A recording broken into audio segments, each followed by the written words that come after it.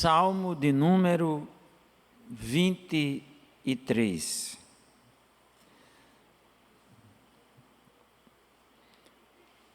É o Salmo de Davi,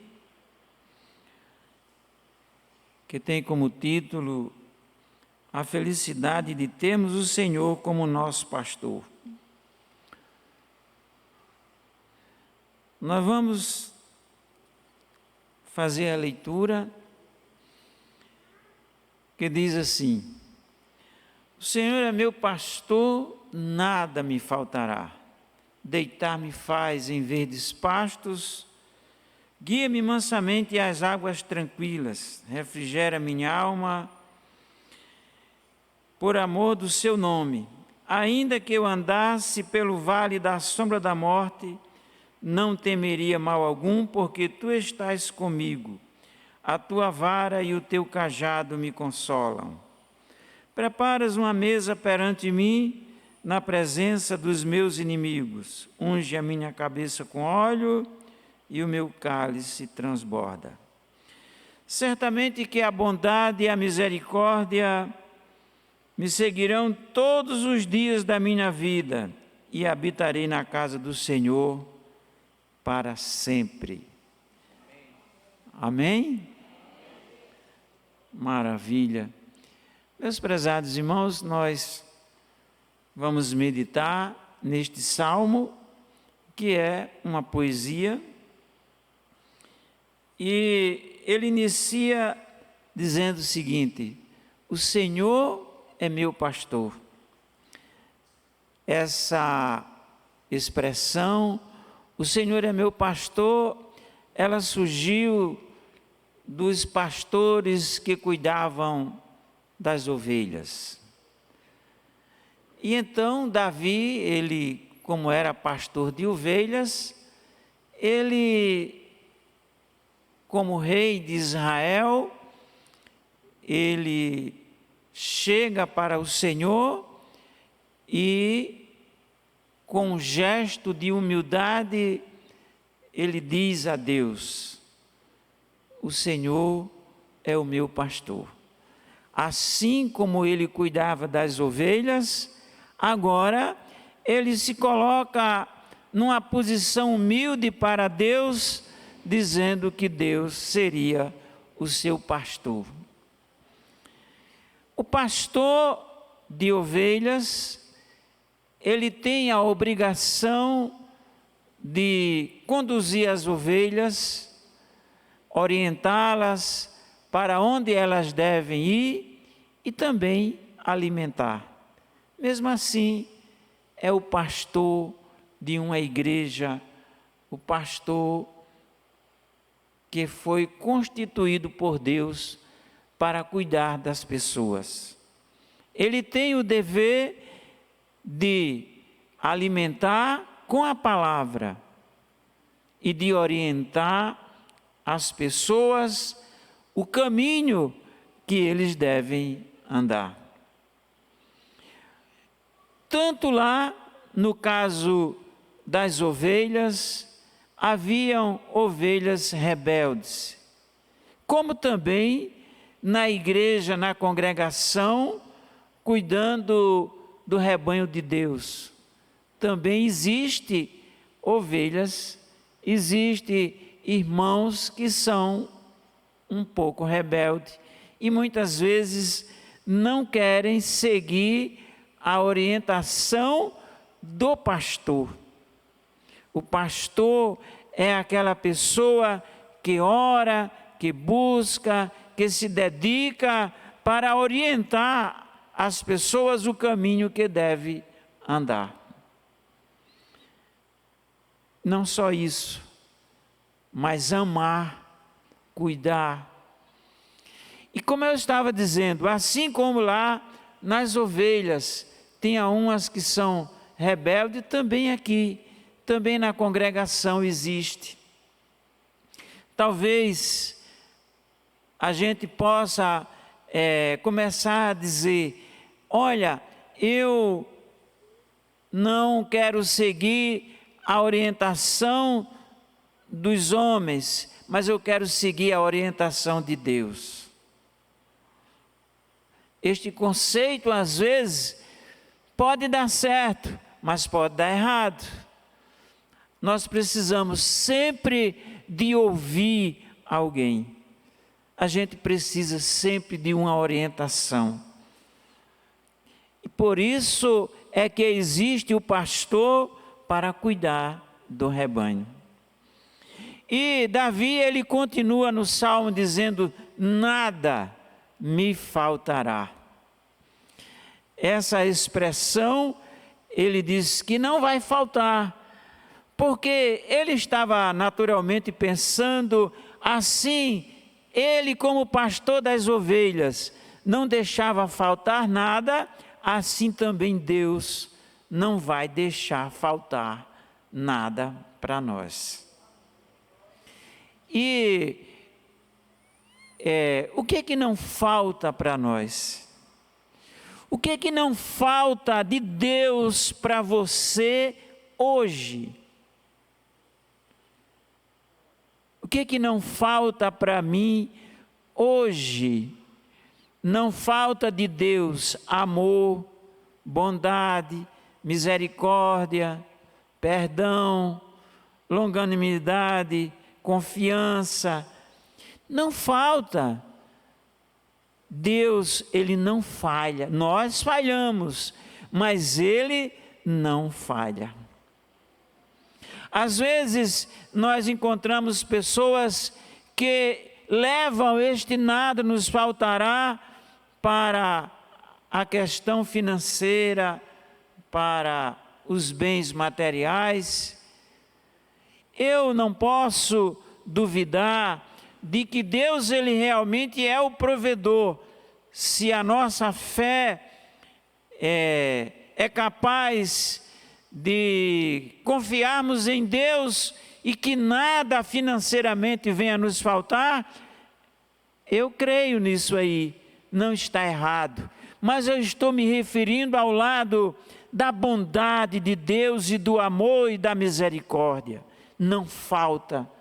Todos os dias o Senhor está nos abençoando, desde o acordar, do romper da aurora até o anoitecer. Ele não deixa faltar o oxigênio, não deixa faltar amor, não deixa faltar nada para nós. Deus é bom. Deus é tão bom que esta bênção, quando o sol nasce pela manhã, ela se estende a todos os seres viventes da terra, aos bons e aos maus. A bênção de Deus alcança a todos. O sol, ele clareia para todas as pessoas. Aí está a grande bondade de Deus, nós observamos todos os dias. E ele continua dizendo: refrigera minha alma, guia-me pela vereda da justiça, por amor do seu nome. Davi, ele tinha uma sede e um desejo de ser justo. Por esta razão a Bíblia diz que Davi era homem segundo o coração de Deus. Porque havia um desejo, esta expressão de Davi, quando ele diz: guia-me pela vereda da justiça, porque ele estava querendo ser justo diante de Deus, buscando a justiça, não só para ele, mas para todos que estavam com ele. Buscar a justiça em casa, ser justo em casa, ser justo no trabalho, ser justo na escola, ser justo com nossas obrigações, para que o mundo olhe para nós e diga, e vejam que a nossa justiça excede a daqueles que não confiam e que não conhecem o Deus que Davi chamou de meu pastor. E ele continua o salmo, ele continua se expressando e dizendo: ainda que eu andasse pelo vale da sombra da morte, não temeria mal algum.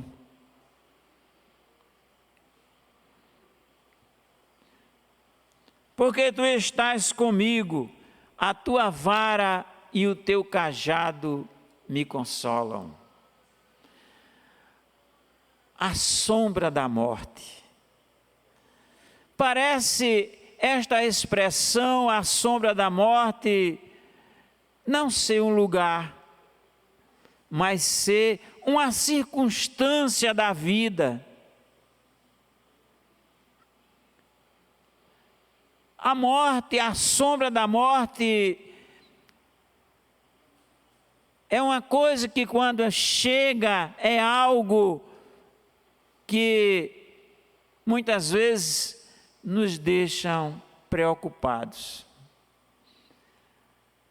Certa vez eu estava na igreja, lá na Cidade da Esperança, e uma irmã passou mal. E eu fui prestar socorro, levando para o hospital.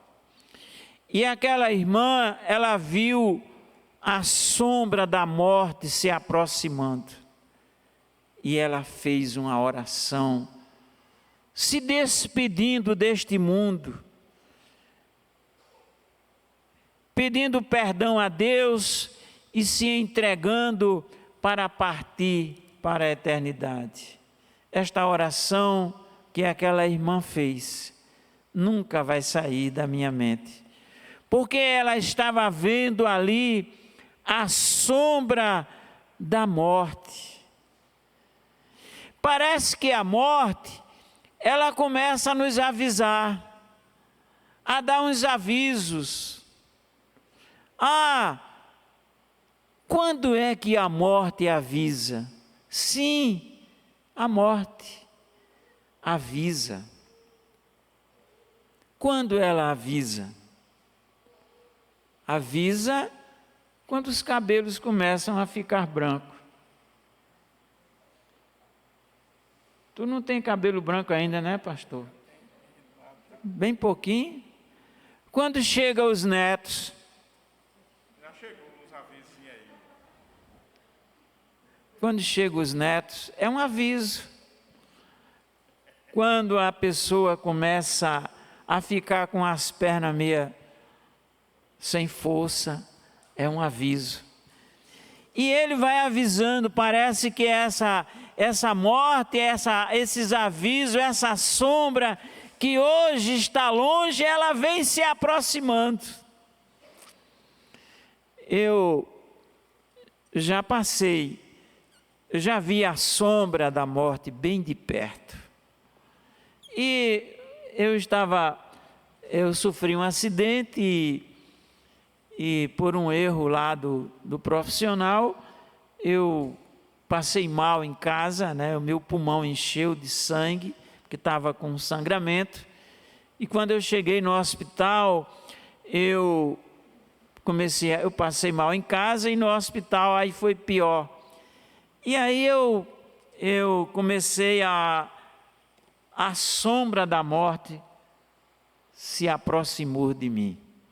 E uma coisa interessante é que eu achei legal, foi que quando a sombra da morte veio chegando, aí aquela angústia que eu estava, aquela agonia, ela foi diminuindo, foi desaparecendo, e eu já acordei numa sala, os médicos conseguiram me reanimar, e eu voltei a viver, graças à inteligência que Deus deu aos médicos, eles me trouxeram a vida de volta. Mas eu tenho essa experiência, e você que nunca morreu, nem sabe disso, né? Mas é legal, é interessante. Mas talvez você não queira participar dessa experiência agora, mas um dia ela vai chegar, só que você não vai poder contar, porque nós já vamos estar na eternidade. Então a sombra da morte, os avisos, ela começa, a nuvem está longe, a sombra está longe, mas ela está vindo. Aos poucos ela está vindo até chegar em nós. Este versículo, ele diz que ainda que eu andasse pelo vale da sombra da morte, não temeria mal algum, porque tu estás comigo. A tua vara e o teu cajado me consolam.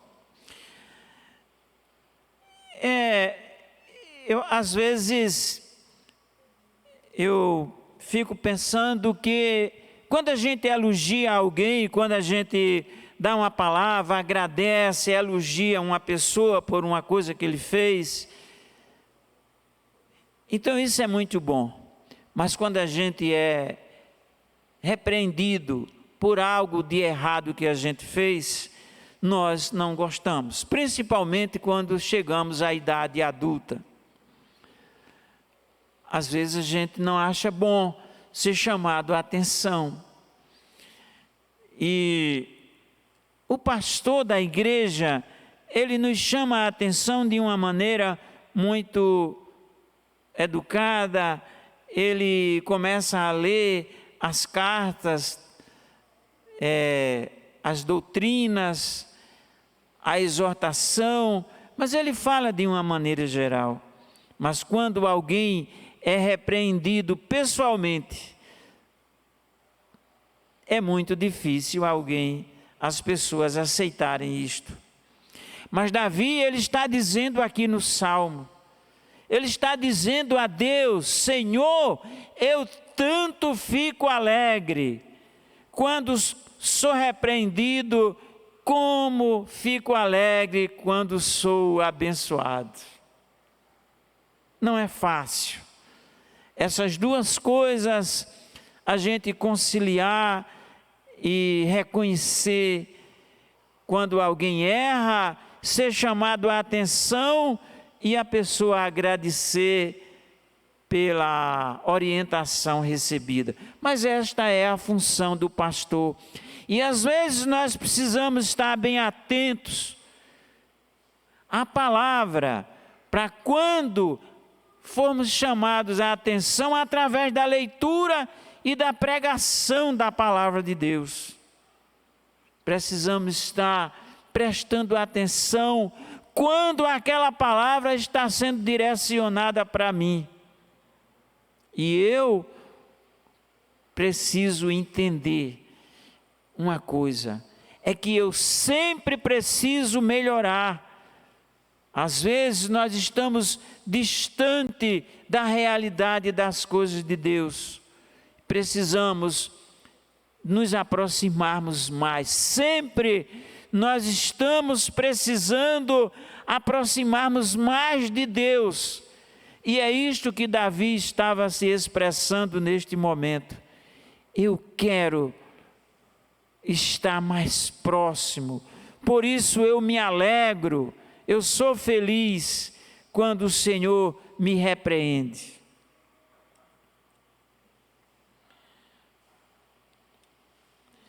E ele diz assim, no versículo de número 5: Preparas uma mesa perante mim na presença dos meus inimigos, unge a minha cabeça com óleo e o meu cálice transborda. Davi, neste momento, ele estava falando do transbordar das bênçãos de Deus em nossas vidas.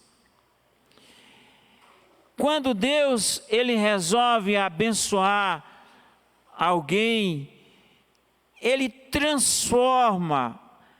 Davi era um jovem que vivia no campo, cuidando de ovelhas, mas Deus resolve transformar Davi em um rei, em rei de Israel, o reinado mais poderoso existente na terra. Talvez a bênção que Deus reservou para você esses dias ou durante a sua vida seja diferente. Claro que é diferente. Deus resolve abençoar você com paz, com alegria, com tranquilidade. Porque nós sempre estamos sendo abençoados, uns mais, outros menos. E tem hora que nós passamos pela prova, como ele diz aqui no Salmo: ainda que eu andasse por esse vale, não temeria. E às vezes vem a prova. Tem uma ferramenta do ourive que chama-se cadinho, é onde ele coloca o ouro para derreter. E tem hora que parece que Deus faz conosco como o ourive faz com o ouro. Esquenta, molda, e depois ele transforma em uma joia preciosa. Então a nossa vida é assim, cheia de altos e baixos. Preparas uma mesa perante mim.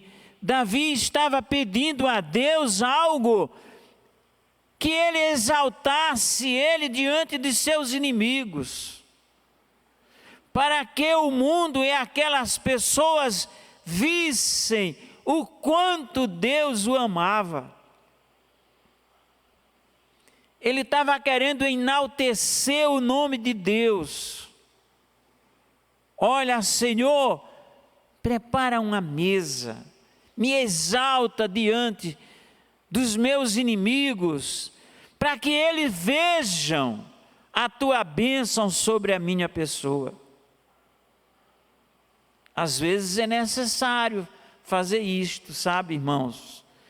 Para que as pessoas que nos rodeiam, eles vejam a bênção de Deus sobre nós.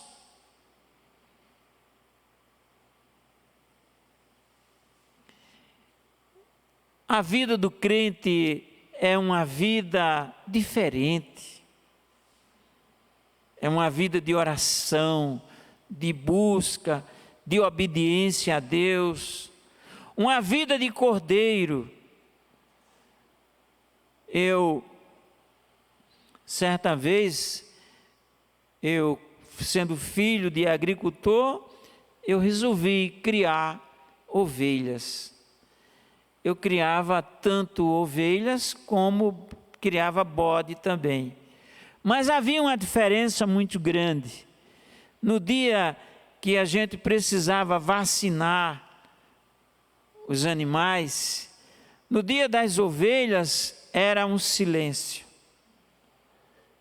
Silêncio total. Apenas elas corriam, o barulho era dos cascos no solo. Mas no dia que era para vacinar os bodes, era uma gritaria tão grande, parecia que o mundo estava se acabando, de longe se escutava os gritos deles. E na igreja não é diferente. Tem as ovelhas, tem o joio e tem o trigo. Quem é que vai saber quem é o joio e o trigo na igreja? Eu não sei. O pastor também não sabe. Somente Deus é quem sabe. Nós olhamos o externo, mas Deus vê o interior de cada um de nós. Tudo que a gente faz, diz que está anotado num livro chamado o livro da vida. E um dia, Jesus vai ler para você. Vinde, porque tive fome e me deste de comer. estava enfermo e me visitaste. E aí alguém vai dizer: Senhor, e quando foi que nós fizemos isto? Aí a resposta Jesus vai dizer: quando fizeste a um daqueles pequenininhos que estava precisando, a mim fizeste.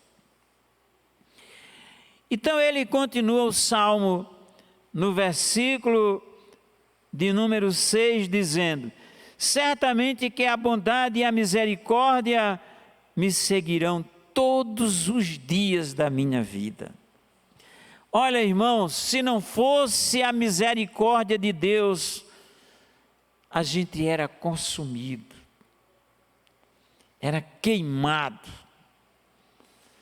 Mas essas duas coisas, essas duas bênçãos, bondade e misericórdia, é algo em que Deus, Ele dispensou assim sobre nós. A bondade. Assim como Deus é bom, Ele quer que você e eu também seja bom.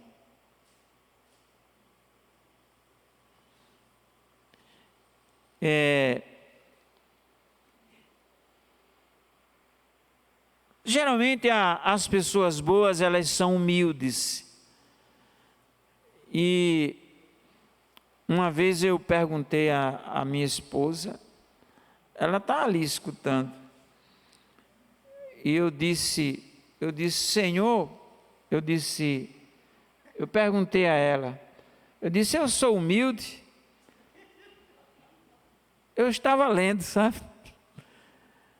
Aí ela demorou, quase não responde.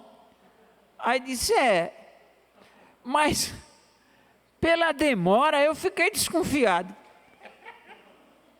que eu não sou humilde, sabe? Então, a gente precisa ouvir. Jesus, ele disse assim: o que o povo diz sobre mim? Ele queria saber. Jesus, ele é onisciente, mas ele queria ouvir. Aí os apóstolos responderam: uns dizem que tu és o profeta, filho de Deus, mas ele queria ouvir. E eu entendo, sabe, irmãos, com esta palavra, que nós precisamos ouvir, nós precisamos saber o que é que o meu colega de trabalho lá pensa de mim. Será? Tinha uma irmã que ia trabalhar numa repartição, agora com esse negócio do celular, que o celular é tudo, é rádio, é televisão, é tudo, né? E aí ela colocava os hinos da igreja lá, e aquela outra pessoa passava o dia irritada. Ela irritava as pessoas, a sua colega, colocando hinos evangélicos o dia todo. Então, é um hino evangélico, é de Deus? Mas não é para fazer isso. A gente tem, como disse o apóstolo Paulo, né? Me fiz de romano para ganhar os romanos. Foi Paulo que disse? Então a gente precisa ter sabedoria, humildade, para entender essas coisas. Essa bondade de Deus, que ela recai sobre todos nós, ela deve resplandecer na minha vida para as pessoas que nos rodeiam. Nós somos embaixadores de Deus na terra.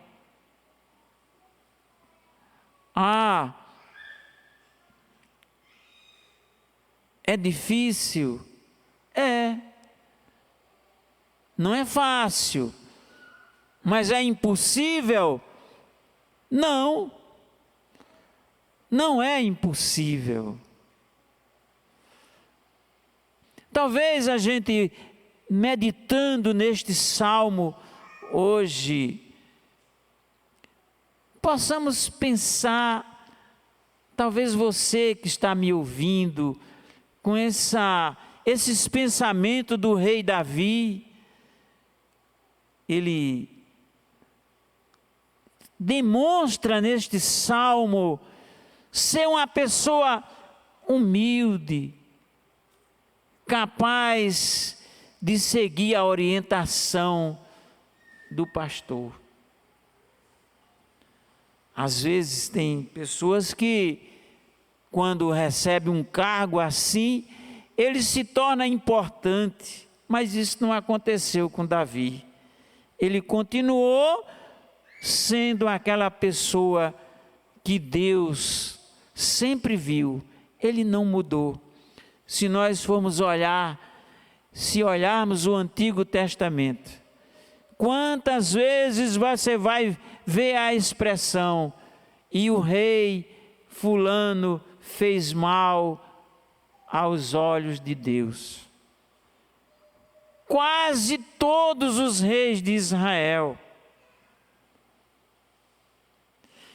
com raras exceções, porque quando eles receberam o poder, acharam que era grande.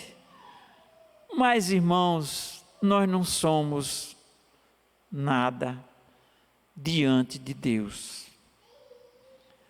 Precisamos entender isto aí.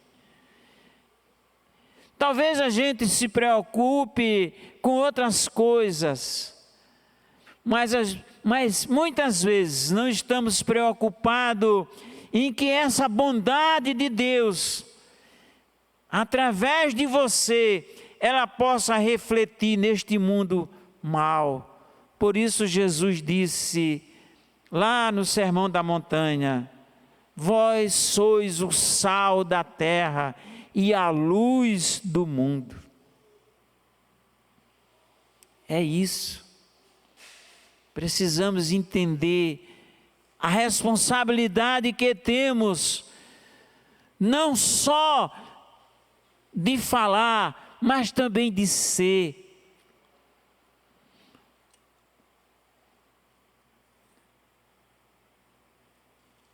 Certa vez eu contratei uma pessoa, uma jovem, para trabalhar no meu escritório. E ela não era crente, e eu fui falar de Jesus. Ela olhou para mim e disse: eu vou trabalhar aqui, agora, por favor, não fale de Jesus para mim, não pregue para mim. Tá bom. E eu fiz uma oração e eu disse a Jesus, perguntei a Jesus o que eu devia fazer. E a resposta foi a coisa mais simples que eu podia receber: que o seu testemunho seja o evangelho para ela. Ela não aguentou 3 meses, se converteu, isso já está com mais de 40 anos, e ela ainda hoje trabalha no escritório. Eu passei para um filho e ela continua lá. Foi o seu primeiro emprego, aceitou Jesus e ainda lá ela está, crente em Jesus. Então tem hora que a nossa ação, ela fala mais alto do que as palavras.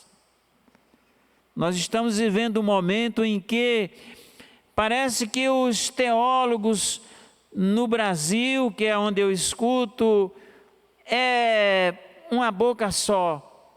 Viva, leia e viva aquilo que você está lendo. Procure exercitar o que você está aprendendo através da Bíblia e dos estudos bíblicos. Nós estamos numa fartura de pregação através da internet. Claro que lá tem lixo também, tem pregações lá que não vale a pena a gente ouvir, mas tem muita coisa boa. Precisamos apenas garimpar, isto é, procurar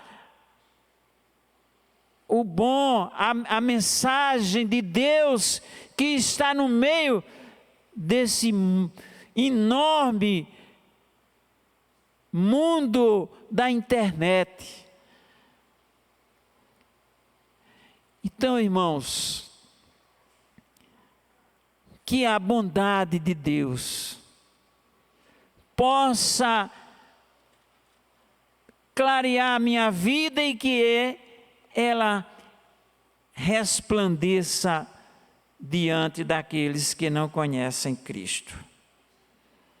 E assim eu encerro minhas palavras dizendo: muito obrigado por terem me ouvido esta noite. Que o Senhor seja com todos nós.